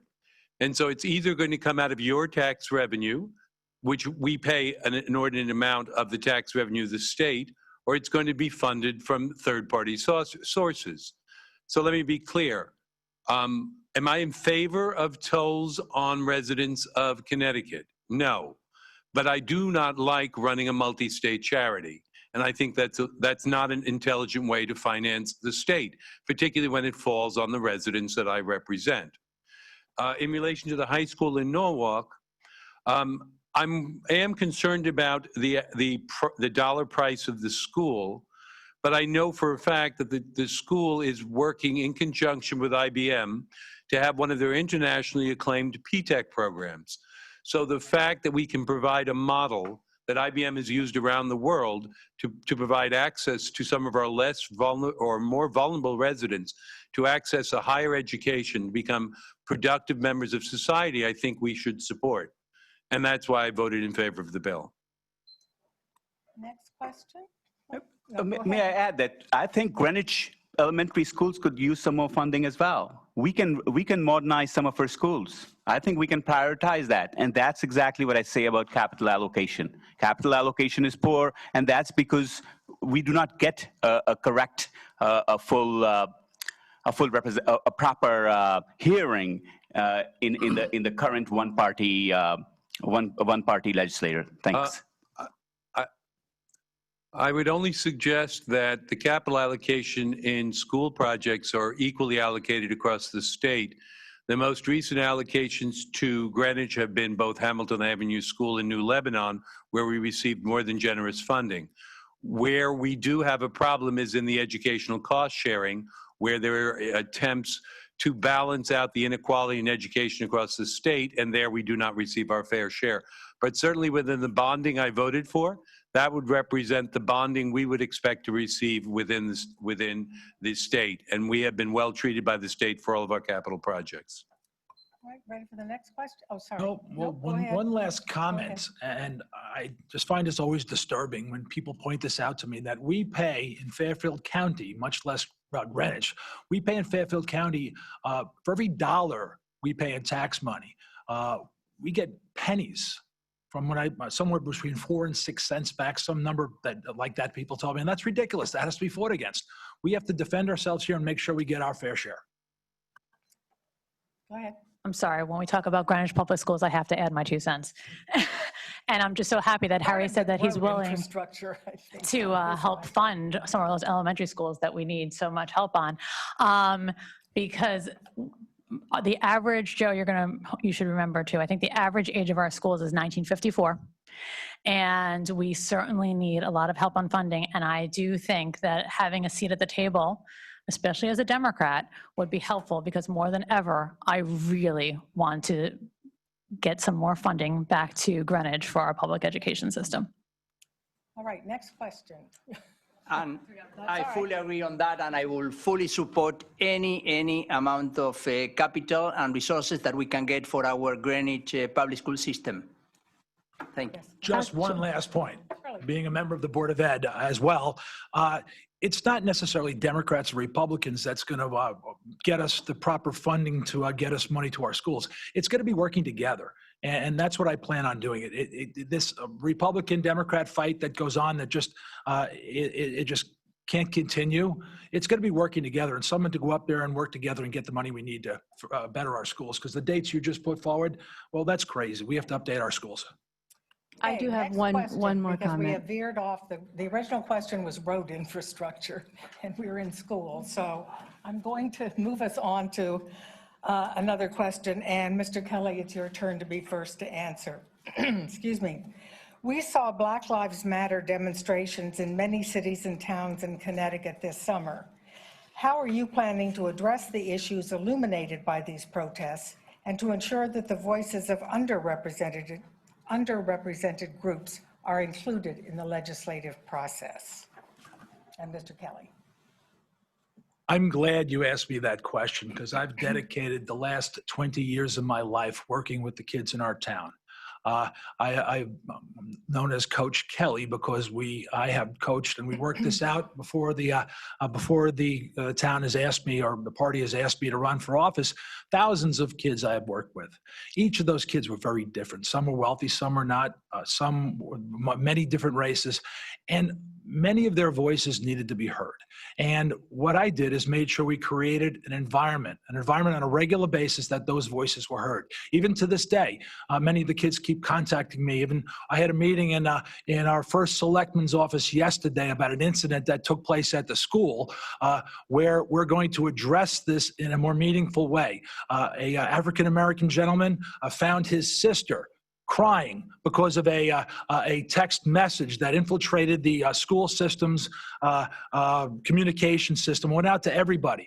And it was a disgusting message, and it was a hurtful message. This young man came to me and said, "Coach Kelly, can you help me with this?" I said, "Sure we can. We can meet with the First Selectman, Fred Camillo, a friend of mine, and why don't we meet in his office tomorrow night?" We went into that office, and we're putting a plan together. We called the superintendent today. We're going to make sure things like this don't happen because the underrepresented people need representation just as much as anybody else. Now, everyone matters, but we have to focus on those that need it the most at any given time. So I have dedicated in hundreds of stories of how I, going out in the middle of the night, finding lost kids, using the network I had with the coaching, finding kids who had problems, helping them. I've even taken in children to my own house that had problems in our community. Some got to be 10 years ago, an African-American kid lived in our house because he had a situation at home. He lived with us. I became his legal guardian, and he lived with us for I think it was about 9 months. And then he turned 18 years old, and then he had the right to move out and do his own thing because I was only the legal guardian of him. So his voice needed to be heard. His life needed to be changed. And I touched those kids. I lived that life of working with people that needed help. So for me, the voices that do not get heard need to be listened to, and people have to be more aware of that. Mr. Meskers? I think the statement Black Lives Matters, you get it bandied around and you get it politicized. And you hear the same statement, and I think people say, you know, Black Lives Matter, but Blue Lives Matter, but this life matters. And, you know, when someone comes up to me and says to me, "I'm raising money for breast cancer," I don't turn around and say, "I'm not interested. I'm only raising money for colon cancer." I think the statement Black Lives Matters is an acknowledgement that we have a persistent problem in the United States of equality. We have a persistent problem of acceptance and integration and opportunity. And it's a problem that needs to be addressed. The moral arc of the country is facing a question that you see day in and day out in played out on the radio and played out in the TV. And there's a cry for justice. And we need to be conscious of that. We need to know not just that we all and individually are responsible to help an individual, but we have to move the arc in our community and across our state to make this a place of equal opportunity. And we have to realize that acknowledging the issue that Black Lives Matter is an issue is because for 400 years in this country, they haven't. And until we're willing to make that acknowledgement, we have to ask, how do we get to be that city on the hill? How do we get to be that course of justice? And I think it's an overwhelming call to action that we have to be conscious of. Mr. Aurora? It is indeed a call to action, and call to action especially for education and for opportunity, because most of the accomplishment gap can be seen across districts where you have more minority African-American children. I think we have to work to increase educational opportunity, through improving choice, to again refunding more charter schools where they're necessary and they can be the part of the solution, to doing whatever is necessary so that we do not still have schools in our school districts in our state which have 80+% graduation rate.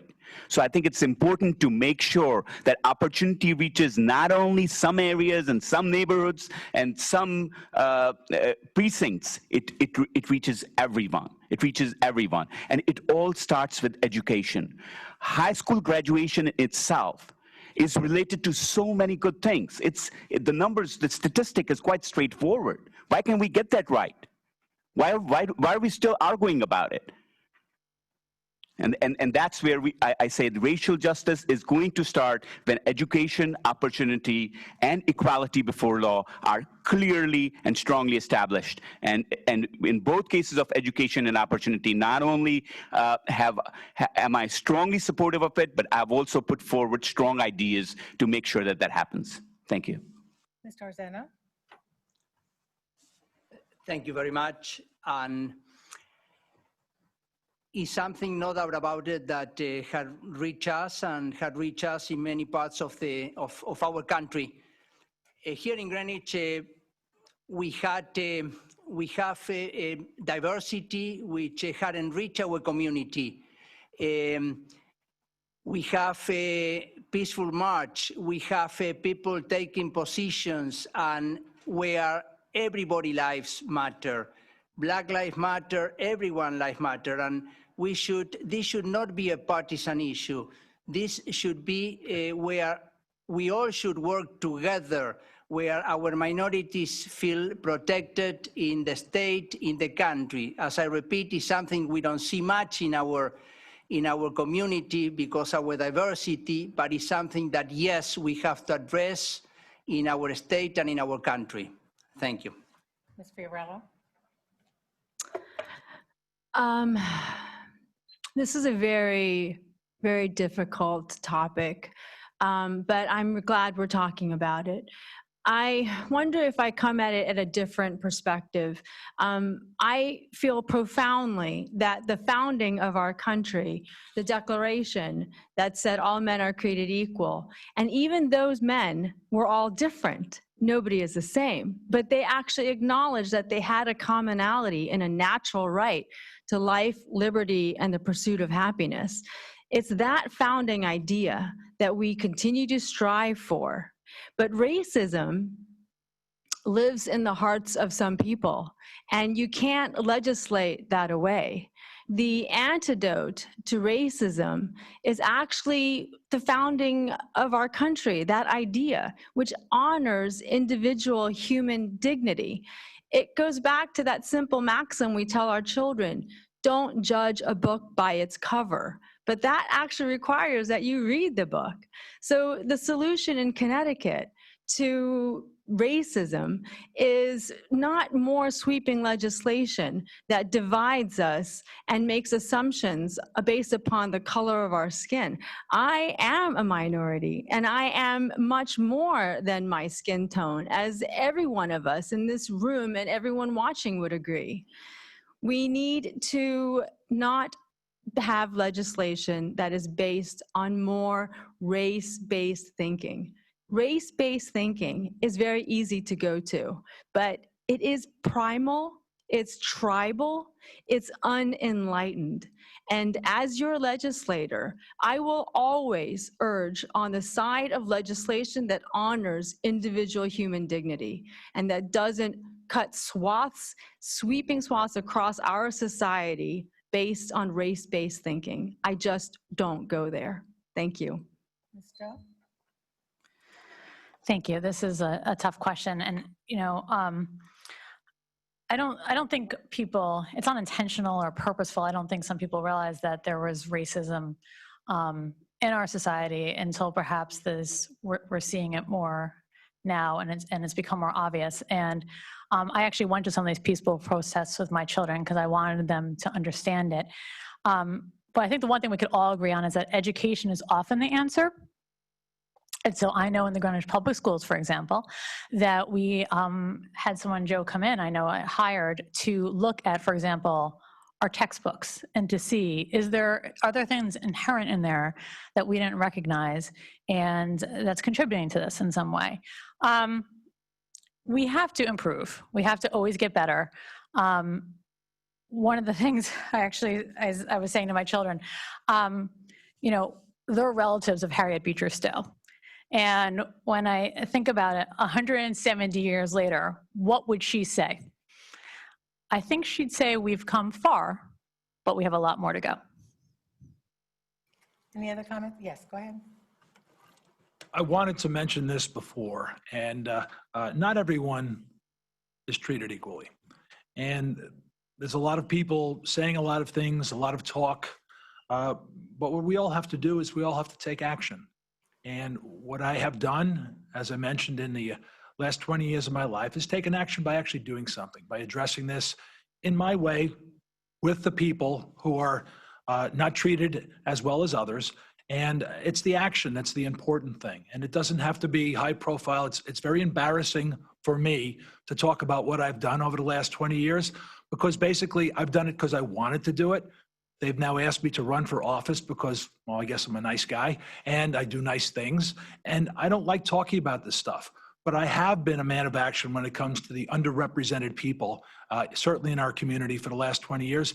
And I hope everyone takes action. And that's really what I would like to see, because I've done that and I want to continue to do that. If I have a bigger audience because I get elected to office and could advocate for that, then certainly that I will clearly do that and clearly take more action. Thank you. Yes, go ahead, Mr. Arzeno. In our community, we are very fortunate. I am also a minority, and I've been part of this community since 1986, and I would say that it's very fortunate how we minorities have been included in this community. And I am very proud to be part of Greenwich and this community, and I hope that the state and the country can be and take us as an example of how we are in Greenwich. Mr. Aurora, did you have? Yeah, I want to point to my personal story. I came to this country as a student with nothing, no connections, no money, didn't know a soul in the entire world here, no one. And over a period of time, through education, through opportunities provided to me, I'm just very lucky. I've settled down, raised my family here, and I agree fully with Hector here. This is not a political issue. I think what we want to make sure is that if there is some racism, let's just put it this way. Throughout my story, I have met racist people, but I haven't seen racism. It's a little different. There are specific people who you come across and you feel that way. I felt that way in my 26-year journey. But overall, our system is not a racist system. I want to say that, and that's my personal 25-year journey coming with literally nothing in this country. And I agree 100% with my friend here. This is not a political issue. We have to get better, and we do it together. All right, next question, and the first to respond is Mr. Meskers. In anticipation of the governor's executive orders expiring, our state representatives will need to consider legislation that ensures that the current pandemic is controlled and that we are better prepared for future pandemics. What resources will you rely on for guidance in making these kinds of decisions? I think the answer is a simple answer, and the resource I'll use to make decisions, I'll use science. I don't know how else to deal with a pandemic. We have some of the most advanced and talented scientists in the world. We have the best research facilities, the science that guides us and gives us the quality of life we have today. So you can go to the CDC, you can go to the National Institute of Health, you can go to Johns Hopkins, who, if you haven't, I would recommend you read the book called The Great Influenza, and the formation of the research arm of the Johns Hopkins and the reformation of our scientific community. So what I'll follow is science. It's not a hard answer there. I think the governor's standards and what he's done has given us some of the highest performance. Now the balancing act between the high performance on the pandemic is now the relief we need to see for our small communities, our business community, our economy, and move that forward. The only other thing I would say that we're facing, and we'll face it at the RTM where I sit, is that we will once again be asked to vote on a measure about face masks. And I just find it preposterous. And I just think we follow the science, and we've gotten to where we've gotten to in Connecticut, and I celebrate the science. I might be a little more pushy than the governor on economic opening, because I think we need to recover, but that's where I would be guided. Mr. Arora? Thank you. Yes, we need to rely on science. We need to work together, and we need to look ahead.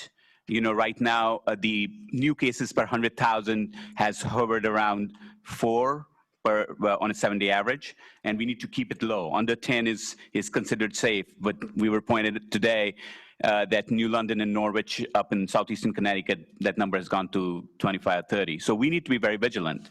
Now, I have always been looking ahead. So in late April, we all sat down and we realized that the real harm was being was in nursing homes. So I pushed for a three-pronged plan. I called the governor's office, working together with them. I wrote an op-ed, and 2 months later, those 3 elements were adopted. I was very saddened that we didn't do them earlier because it led to loss of life in nursing homes. In nursing homes of 22,000 residents, we lost over 3,000 lives. In education, similarly, we have to think ahead. This is a time for leadership, and that's what I have demonstrated, that we have to think ahead, come together. So in terms of education, we knew that we needed better virtual education quite early on from the feedback we were getting from a community. We advocated for that. We communicated.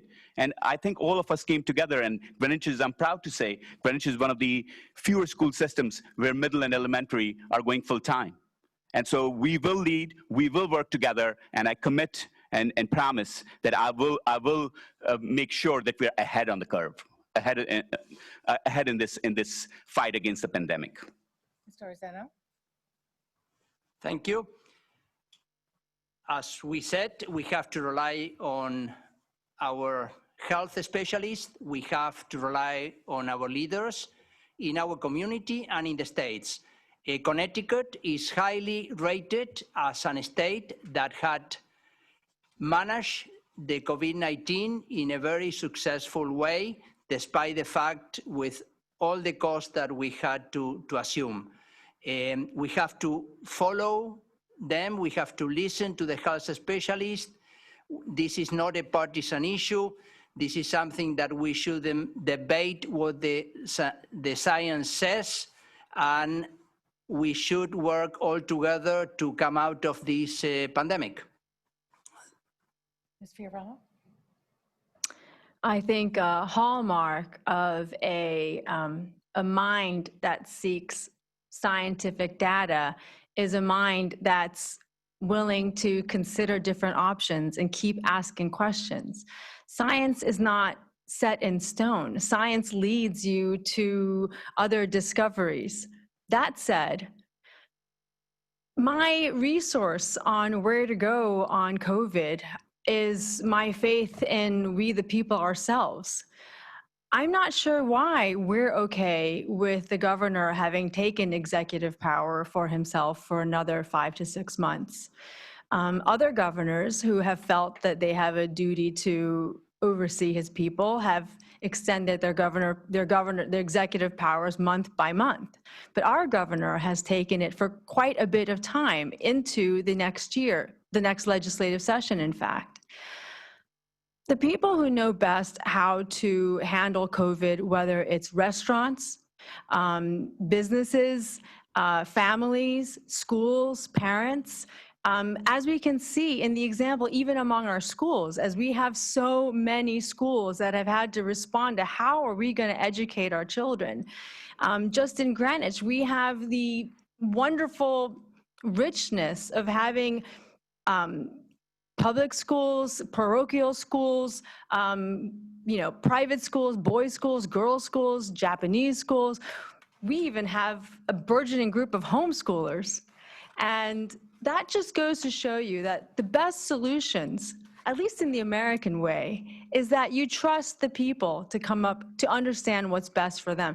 And that would have been what was needed for the Connecticut economy, and that's what works for Connecticut families. Truly, when you look at our schooling, is there one size that fits all? Some families have reasons why they need to be home during COVID. And they have to, we each have to figure out what is best. And for those reasons, when it comes to COVID, I think as the legislator, we should err on the side of letting people figure out what is best for them. When we legislate and have these big sweeping solutions, they can do a lot more harm, and there are unintended consequences, particularly with schools. We are hearing so much more about the consequences of forced lockdowns. Thank you. Ms. Stowe? Thank you. I have a lot of real-world experience on this right now. First of all, the best thing would be if we could stop the virus, but that's obviously not going to happen anytime soon. So the next thing we have to do is open the economy safely. And I have to say, I feel like Lamont, our state just did a great job. And that was by being judicious and by being careful and by wearing masks. And I liked how we opened slowly and then we'd evaluate. We used data, we used science, and then we kept going. But a big part about opening the economy safely was opening schools. And we knew we could do it because of the fact that we were judicious and our state was doing such a great job.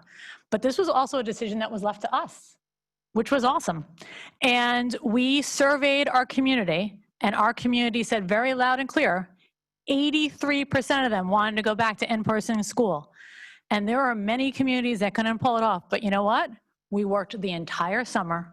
We were in Zoom meetings all hours of the night. And Peter Barnsley and I, as the chair and the vice chair, were constantly communicating to the community. We have to remain agile. We have to remain flexible. But this is the plan. It might change next week, but this is the plan. We worked so hard. Our administration did an incredible job. I think Gordon Beinstein put a really nice article in the paper recently saying, we don't want to do a victory lap. We kind of can.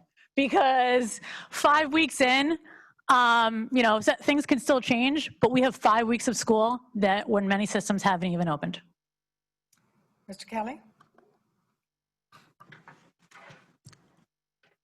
If I'm feeling ill, I don't go to the plumber. I go to the doctor. And when it comes to what we should be doing with COVID, how we're going to advance with this, I listen to the doctors. Doctors synonymous with science. The experts is who we kind of have to listen to, take their advice. But we have to make our own decisions based on the advice we gather from the science, from the scientists, the doctors, the experts. There's a lot to do with us as individuals to decide what is the right thing based on our evaluation of all the facts. Kudos to the Gov. He did a nice job. I think our state's in a good position. I think he made the right calls. The economy is weird. It's a strange dynamic. I have, as I mentioned before, I run 2 businesses. Both of those businesses are doing much better than they have done before during this time, and many are struggling. One of the reasons why is because I'm in a commodities business where one of the commodities has mining volatility due to shutdowns due to the virus. So we have volatility. I'm on the hedging side of the business where we basically create the financial opportunities for buyers and sellers. My other business is a real estate development business. Boom time in Connecticut. It's wonderful. I had a property that I had upstate, and basically we just started building like crazy because all of a sudden there was huge demand out of nowhere. So how does that happen? How do you have so many in our state struggling and suffering and so many not suffering, so many prospering? The interesting thing about that is we have to look at those 2 dynamics. And when we make our decision how to open up, we have to somehow understand where everyone's not suffering. But we have to use the opportunity of those that are not suffering and then somehow combine that with those that are and still move forward in a cautious way. These are things we must do. And to your point on the BOE, a little story I'll tell, because you covered most of the ground of the stuff we did leading up to that. I sent out an email just the other day to the superintendent and the Board of Education. The email said in the subject column, I said test. And then in the body of it, I said, I think my BOE email is broken. We were receiving hundreds of emails per day about how we should open up, how we should not open it, how we should do this, how we should do that. In the last 8 days, it went quiet, which means we got it right. So we're quite happy. Yeah, we could take a victory lap for now. Knock wood, we're still doing well. So thank you. Go ahead. Any other comments on this question? Yeah, quick follow-up. So leadership is about looking ahead. Looking ahead, what we have to right now is if we have this run, and if we are right, can we get our high school to open up for more? Because we're still 50% right now there, and students are not too excited about it. But we have to be safe, because we know, as I mentioned, New London is having another outbreak out there. So we can't be really ahead of ourselves, but it's about time to think the next steps, because at this trajectory, the high school is going to be 50-50 or hybrid, maybe for the whole year. Perhaps not, if we step up. So we have to think ahead, both at the state level, at the school level, at our town level, and I'm going to be thinking and suggesting to the governor's office how we advocate for safe, yet further taking risk, calculated risk for our students. Thank you. I will answer to that saying that we have our Board of Education, we have our administrators that I know they have been working tireless weekends, 24/7 to keep our students safe. I have many years of public school. I have 3 children that graduated from Greenwich High School. My youngest is a junior at Greenwich High. So I trust what our officials are doing, what the Board of Education is doing, and what our superintendent and administrators are doing in Greenwich. And I fully support them, and I follow the lead. All right, and this will have to be the last question. Mr. Aurora, you're first to respond. Would you be supportive of codifying the protections of Roe v. Wade and a woman's right to choose in Connecticut's Constitution should Roe v. Wade be in jeopardy under a new Supreme Court? So first thing here is that the Roe v. Wade is the law of the land. And let's not get ahead of ourselves. It is the law of the land. I don't like second-guessing Supreme Court judges. I don't like saying that they're going to turn down something which has had precedent for many, many years. And I don't like speculating on these very important issues. I think it's the law of the land, and that's where we are on this. Now, to hypothesize what will happen if the Supreme Court first takes that up, and then I don't think we should go there. I think it's the law of the land, and it's very well supported. It's got a lot of precedents, and we want it to be that way. Thank you. Mr. Arzeno? Yes, I will support it. Okay. Ms. Fiorello? Connecticut is already one of just a handful of states that does have state constitutional protections for the woman's reproductive rights. It's enshrined already in our state constitution. So I'm not sure why the question's asked. That said, on the topic, I think there's another conversation that we could have as the mother of a son, a teenage boy. When we talk about unwanted pregnancies, I think we should also be talking to our boys about them being responsible, because it does take two. And that's a conversation that I would ask my husband to have. But the conversation on women's reproductive rights, which is also about unwanted pregnancies, should include the men involved as well. Thank you. Ms. Stowe? I understand why the question is being brought up, because obviously with what's happening at the Supreme Court. It's potentially could come back to us, and that's where it's really important that you understand how your state legislature would vote on this. But Kimberly is correct. It is already codified in our law. It's been that way, I believe, since 1990. However, we will have control if people try to chip away at it. And there is nothing I believe more in. Well, there's a lot of things I believe in, but a woman's right to make her own decisions is important to me. Kelly? Roe v. Wade is the law of the land. I also was informed as I was asked to run for office that it's also protected in the Connecticut State Constitution. A unique or good feature I think about myself anyway, maybe others might not think it about myself, but I do believe about myself, is I listen to people. I spend a lot of time, I don't make my opinion based on what I think. I make my opinion based on the input I get from others.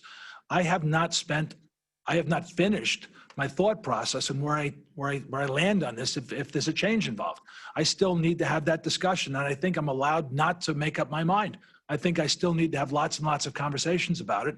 I have not been forced to have that conversation because it is the law of the land now. I want to have that conversation. If forced to make an opinion, I will have those conversations and I will have an opinion. Mr. Meskers? I think a woman's right to choose is a fundamental issue that we need to address and need to affirm when we talk about Roe versus Wade. I think it's a more profound issue as well about reproductive health.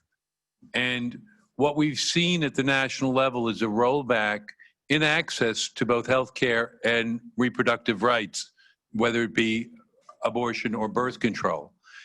And I think we need to reaffirm a comprehensive health care that protects a woman's health and her integrity and a right to choose. So I guess, in short, the answer is yes, and more so. Thank you all very much. The time has come for closing statements. So I will ask the timers to clear their stopwatches. As I say, you're each going to have 2 minutes, and you will be shown when you've got a minute left and when you have 15 seconds left. Right? Okay, ready? All right, Ms. Fiorello, you're first. Okay. Thank you. Thank you so much for this debate. Thank you so much, Kathleen, for engaging in this debate together. My grandmother escaped from North Korea, and she probably never imagined that her granddaughter would one day run for the Connecticut State Legislature. I believe I am blessed to be an American, a citizen of a country founded on the ideals of human dignity that we continue to aspire to. Connecticut doesn't have the easiest road ahead of it, but we all strive for it to have a brighter future. I'm a mom of 4 children with 2 dogs and 4 chickens. I'm a wife of 19 years. I went to West Point and Harvard, and after college, I worked on Wall Street. I worked in a restaurant as a line chef in New York City, and I worked as a reporter based out of Hong Kong for the Wall Street Journal, where I covered stories of economic recovery after the Asian financial crisis. In this campaign, I have met and listened to so many people. I have been endorsed by the Connecticut Realtors, National Federation of Independent Business, the Greenwich and Stamford Police Unions, and Governor Lamont's advisor on persons with intellectual and developmental disabilities. I listened and gathered this diverse group to back me because they trust that I will roll back excessive taxes and clumsy regulations because I respect the value of a hard-earned dollar. I will champion good policy and not sacrifice the interests of my district to appease party lines. And ultimately, I have faith in my neighbors to make the best decisions for themselves.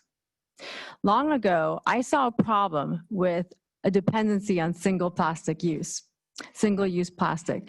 I came up with a solution. I invented a bag, and I have a patent for it. The bag is being made now and sold.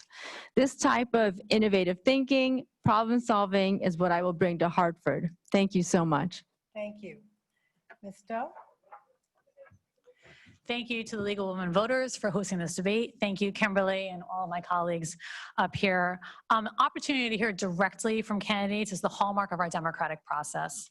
My husband, Rob, and I have been your neighbor for the past decade.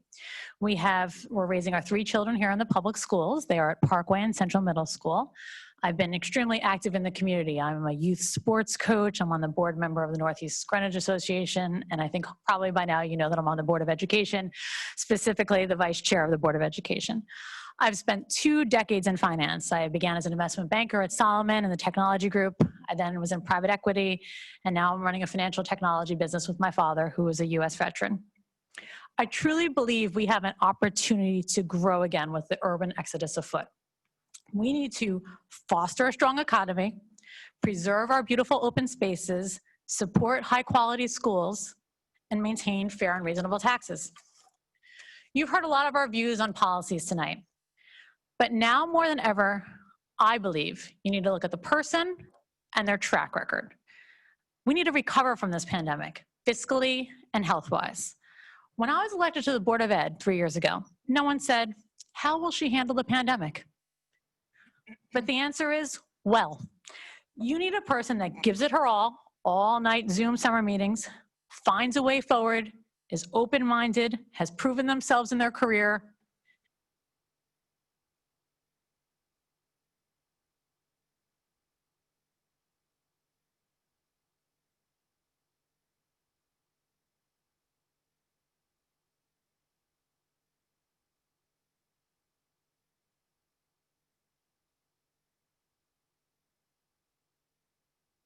I'll just tell a quick story of myself and then mention why I think I would make a good state representative. I grew up in Queens, New York, very modest background, very nondescript student, probably lower than average, went off to an average college. And then I looked over and looked at Wall Street. I said, you know what, I'm gonna give it a try. Started at an entry-level position. Years later, I had the opportunity to work in Tokyo, London, and New York. So I traveled the world for work and found myself in a senior managing director position. I built businesses within the corporate environment. I motivated people. I got a lot of stuff done. I reached my financial goals 22 years ago and said, you know what, now it's time. And I mentioned this before, but now it's time to settle down. But you know what, I didn't settle down. I worked more because at a young age, I learned a good work ethic is the secret to getting what you want to achieve done. I motivate people. I excite people. I unite people.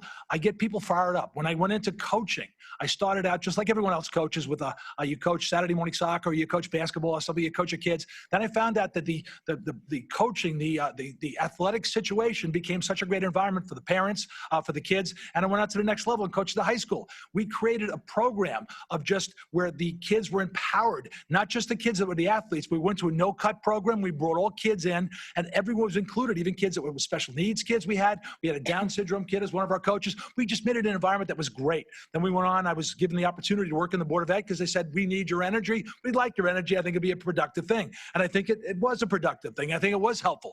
So the whole thing I have is energy, focus, motivation. I like to unite people. I listen to people. I work with people. I like being with people. And I think that now that they've at first asked me to do the Board of Ed, now they've asked me to go on to be a state representative, I think I could bring this energy, this fire to the state and help our problems. I think we need to work together. This Democrat, Republican fighting all the time, no one gets along thing, that's not going to work. That's not going to make it happen. We need to fix this state by working together. Sorry. Thank you. By listening. Mr. Meskers. This has been a challenging year for many of us. On the legislative side, we've lost ground due to the pandemic. In the past 6 months, my time has been consumed with helping constituents receive their unemployment benefits. I continue to advise our nonprofits and local businesses with grant applications for the Payroll Protection Plan. I've joined our nonprofits and Brian Hulbert, our Commissioner of Agriculture, who's a newly appointed food czar, to address the food security issues. And we've created a coordinated purchase arm to ensure supplies and distributions to our food banks and our food pantries in Lower Fairfield County. I've been conferencing daily and now weekly with our local elected officials on the rollout of the Reopen Connecticut plan to keep our state safe. I want to thank the governor for his bold action and successful effort to stem the spread of the virus in our state. This is a job that ideally requires strong financial skills, and I have those. but it is more than that. It is a job of community outreach to the YWCA or the Boys and Girls Club or Meals on Wheels or Neighbor to Neighbor. It's about fixing street lights or getting the DOT to fix the roadbed near exit 3 so a resident who called me can sleep in peace. It's about the Riverside Association needing better care and maintenance from the Connecticut Department of Transportation on exit 5. Or Byram needing their voice heard at a Portchester P&Z meeting for the old Tarry Lodge development. It's about caring, it's about showing up, and it's not always easy, but it's the job I love, and I humbly ask for your vote. Mr. Aurora? Thank you. Thank you so much for having us here today. I deserve your vote because I've demonstrated over the last year that I have the desire, the capacity to serve our community. As soon as the crisis hit, I jumped into action. I resolved to make sure that our community had whatever connection to the state programs that was needed. As a matter of fact, I have a short story. I got a call. I was helping so many of our constituents with the DOL, with unemployment claims. And I got a call saying, listen, you need to help me because I can't get through the difference between PUA and PUC and so on. So I tried helping her over the phone. Half hour later, she couldn't, and she was about to break down. I said, please don't, I'll just come over. I went over to her place a couple of days later. We fixed the problem. She said, I would have voted for you, but I can't because you're not in my district. I said, why don't you call your rep? Why did you call me? She said, because I'd heard that you're the one who cares. So I have served with all my heart. I have advocated fiercely for our community on various fronts. I have the leadership skills to lead on important topics of job growth, of income growth, education, environment, or healthcare. I work in a bipartisan way. I can work with governor's office in the current environment because it's the way the business is done, and in a friendly competition. I'm prepared, I'm experienced, and I'm committed. I ask you for your vote. I'm humbled and honored to have served for the last year, and I ask you to give me the opportunity to serve you again for another 2 years. Thank you. Mr. Arzeno? Thank you very much to the League of Women Voters, and it was a pleasure to share this table with all of you. My favorite part of campaigning is spending each morning talking to all of you, because that's what it's about, listening and bringing your voice to Hartford to ensure our district gets exactly what you deserve from Hartford. I believe in partnership over partisanship. I refuse to stoop to scare tactics. By working together, all win. I am Hector Arzeno, and I ask for your vote in this election, and I hope to serve you well if I am elected in Hartford. Thank you very much. All right. Well, on behalf of the League of Women Voters, thank you all candidates for participating. And in addition to my usual thanks to timers and all those who put this on, we owe a vote of thanks to those invisible tech folks that are out there somewhere making all of this happen in this unusual time. So thank you, everyone. Thank you, Kay. Thank